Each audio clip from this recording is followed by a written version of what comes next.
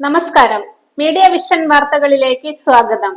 Perambra Paithoth road bypass ജംഗ്ഷനിൽ വീണ്ടും വാഹനാപകടം. ബസ്സും കാറും കൂട്ടിയിടിച്ചു.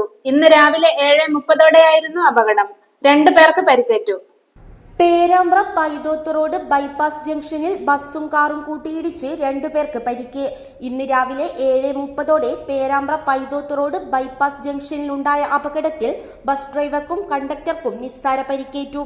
പേരാമ്പ്ര നിന്നും ചക്കിട്ടപ്പാറയിലേക്ക് പോവുകയായിരുന്ന ചോയ്സ് ബസ് കുറ്റ്യാടി ഭാഗത്തു നിന്നും കോഴിക്കോട് ഭാഗത്തേക്ക് പോകുകയായിരുന്ന കാറിനെ ഇടിച്ച ശേഷം നിയന്ത്രണം വിട്ട് സേഫ്റ്റി വാളിൽ കയറി റോഡരികിലെ മരത്തിൽ ഇടിച്ചാണ് ബസ് നിന്നത്.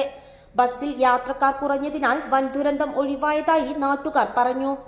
കാറിന്റെ മുൻഭാഗം തകർന്നു.